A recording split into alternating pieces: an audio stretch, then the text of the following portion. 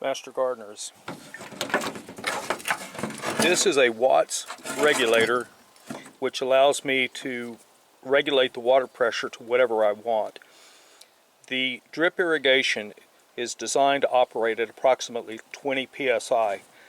Something that you need to be aware of on your emitters, or sprinklers, or whatever you're using on your drip lines. When you have a lot of holes in that, the pressure is going to drop down. So in order to compensate for that, I have a pressure gauge here, and when everything is up and running, I adjust this pressure. You may have to adjust it up to 40 psi for the amount of emitters you have in order to reach your 20 pounds when everything is bleeding out, hemorrhaging as it were. The other adaptation that I did so that I can easily take this apart, get all the water out of it and drain it, is I use union connections at all joints so that I can disassemble my sections, and then once they're disassembled I can make sure that they're dry for freezing temperatures in the winter. This is what this half looks like here, and the other piece here looks like this, and it slips on, they screw together. There's an O-ring in here, and this is just a standard O-ring. So in the off event that you lost it, you would be able to go to a store and find a matching O-ring for that. Nothing fancy about that.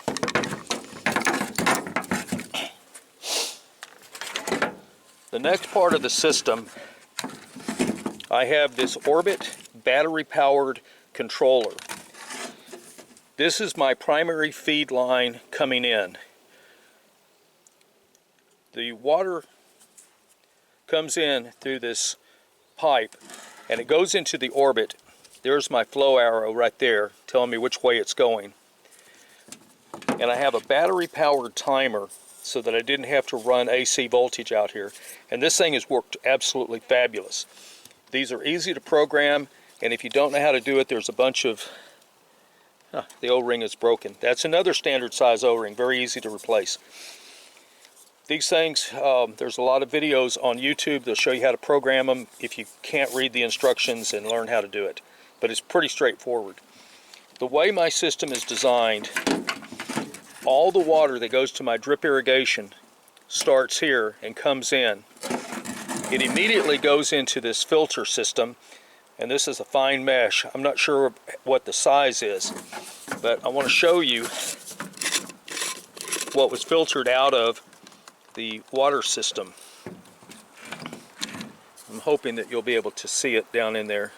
See all that gunk? That's what was filtered out of the water system. Before I put this back together, I'm going to have to flush all this out because it has a little dirt on the threads, and I want to make sure everything is nice and clean. One other aspect of all this, when the water leaves here and it goes through my regulator,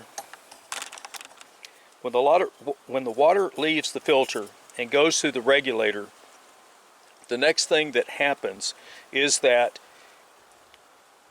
I put filters on every half-inch connection, the little screen filters, to catch any gunk that should get into the line since I take all my stuff up.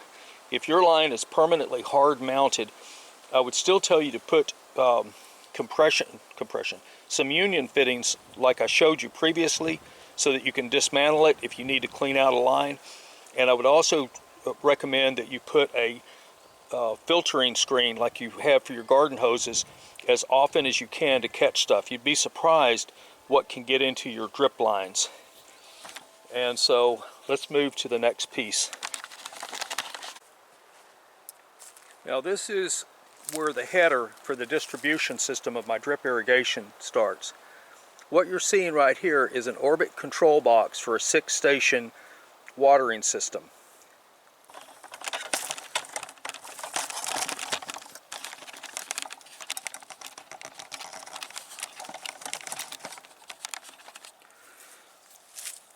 Right here, my half-inch line comes into this, and I have a splitter which gives me 1, 2, 3, 4, 5 watering systems off of each line of my 6.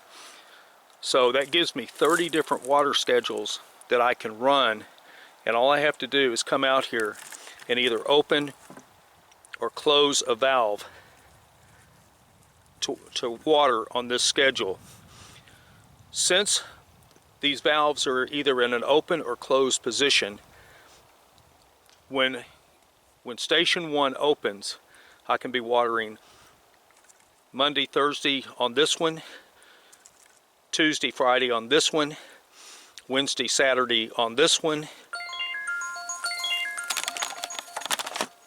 So you can see how I can have different watering schedules and I can run my system all the time. Because I have 6 stations and because I do intense gardening, I can water for the required time to reach depth or soil saturation. Multiple different watering schedules just off of this one line. So I have a force multiplier of 5 for each one of my 6 stations. Now, I'm not going to move all this stuff, but you can just trust me. Inside here, I have a wire rack with the wires coming out that match to each one of the stations, which I'm about to show you. And so I can remove this in the winter time, keep it from freezing, make sure it's drained of water, and then I can put it back in and quickly hook the wires back up to it. And if you want a visual of that, I can do that a bit later. One other thing I do, I have a water meter. And I'll put a link in the description, that I got from Amazon. I don't remember what I paid. And I'm able to monitor how much water I'm using per day, per month, and so forth. So let's go look at the rest of the system now. This is the 6-valve header for the orbit that goes inside that concrete case where I discussed having a header at the top, or wire rack essentially, so that I could hook these wires up very quickly.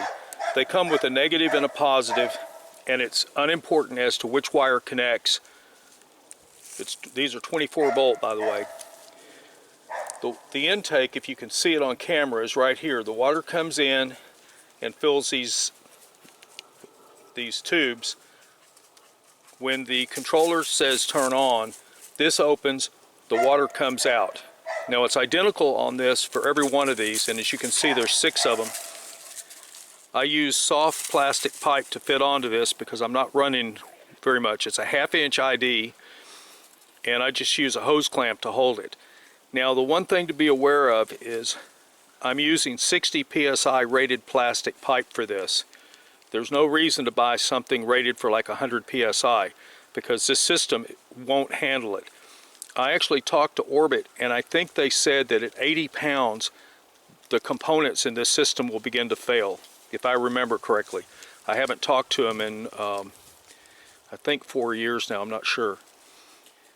Let me show you the other half of this, but remember, the water's coming in, the valve opens, it comes out, it goes into the plastic pipe, which goes into the next part of this system, and I'll show you that in about 1 second.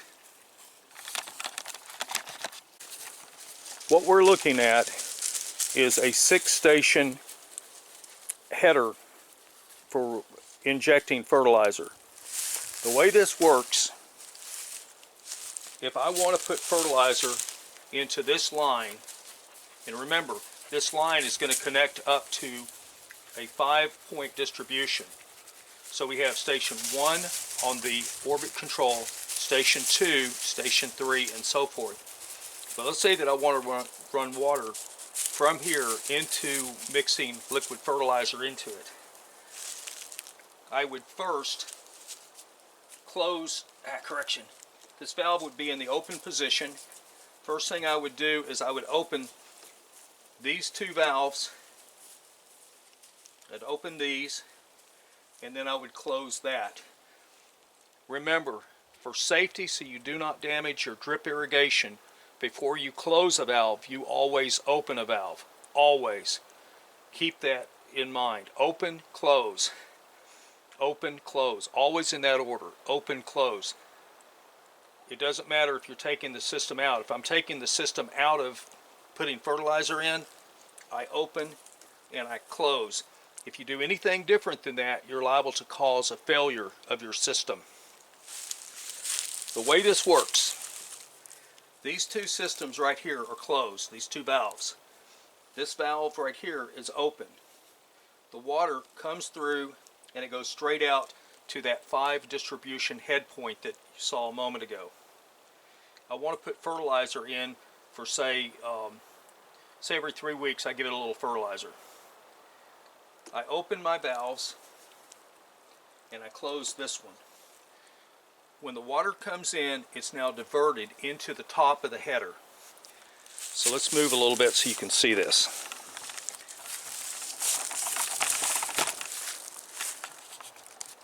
Well, I'm going to have to move a little more. Here we go. The water comes down. I have a valve here, and it's turned sideways to protect it from weather. I have a pressure valve. I have a pressure gauge. It comes down, it goes through a water meter. This is the same meter that you saw a moment ago. From here, it goes into a venturi. You have a high pressure side, which is the black poly, and you have a low pressure, which is the white. High pressure is pushing water into the fertilizer tank, and the low pressure is siphoning the water out. The reason for the water meter is because every so many gallons you need to add more fertilizer to your tank. This is the only way to do it accurately and have a pretty good idea how much fertilizer you have remaining. Inside this, and I'm not going to take it apart, inside of this there's a venturi right here. When you buy this set, which in just a second you'll see the tank side of this, it comes with several different sizes, different orifices.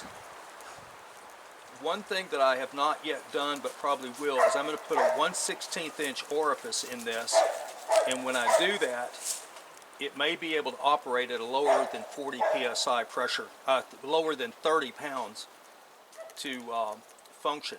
This thing is designed to operate at a whole lot higher pressure than the drip irrigation part is. Once it leaves the fertilizer tank, it comes in through here, it goes up into this pipe, and it will exit out on the line that we want the fertilizer going through. I think that's about as clear as mud. So remember, let me see if y'all can see this. Remember, if the water is coming through this line right here, and we want to fertilize this line and not the others, and incidentally, getting it to fertilize the right line is important. All the valves should be closed except the one that's getting the fertilizer, and all the valves that are not getting fertilizer should be open. But the water comes through here, it's diverted up, it comes down through this line, goes through the water meter so you can monitor how much you're using. It goes into the venturi where you have a high pressure and a low pressure, puts pressure into the fertilizing tank, and it pulls pressure off. So it titrates the amount of fertilizer that you need. And then it comes up through this, it would go back down through this, and then it would go out to the distribution point. Remember, open, close valves so that you don't damage anything. Now let's look at the tank. This is an Easy Flow system. Easy Flow is the brand, and this holds approximately, I think, close to a gallon of water. So you put in the proper amount of fertilizer, and you refer to the book for that. And then, there's two things. Based on the nutritional needs of your plant, you might need to go with a different fertilizer if you have a heavy feeder and such. But you have two different settings at the top. Stand corrected, you have three. You have a fast, and you turn this, which is hard to do with one hand, and you can set, and then the very last setting over here is slow, so it's actually got 4 settings. You have an inside, and the water here goes in and it goes down through a tube, which helps to circulate and keep the fertilizer mixed when it's filling. And then this is the siphon side out right here. It's siphoning it out. I got this on Amazon. There are other places. It says to avoid tank pressure, do not leave the system under constant pressure. My system is designed so that when the water pressure turns off, the drip irrigation removes any pressure. So I completely avoid that by having what you would call an open system. The water flows in, but there's no way to stop the water from flowing unless you close one of these valves. If you do that, then this would be under constant pressure. But since my system is not designed like that, that should never happen. Please leave some comments. Let me know what you think. This was pretty much a brain dead idea, but it works. Where did that come from? Thank you. Here you get a good view of my dog running off. Also, you can see I have the valves, the one in the center. All these pieces were cut almost exactly the same length and then glued together. You can see I have the unions on here in case I ever need to change a valve out. And got the valves in the center. I bought these valves on Amazon for $5 or $6, I don't remember. At Home Depot, these same valves were $11 to $13. I don't remember. It's been a while back. I use some tie-down clamps here, pipe clamps. Actually, they're conduit, but they do the same. I use those to help secure the thing in place. Because this is white plastic, I covered it with electrical tape to reduce the growth of algae in this system, since it will be flushing fertilizer, and there's no, I have thrown the filter away, but I have a filter for removing chlorine, and it would handle as many gallons as I ran through there. Like I said, leave comments, let me know what you think. Until our next meeting.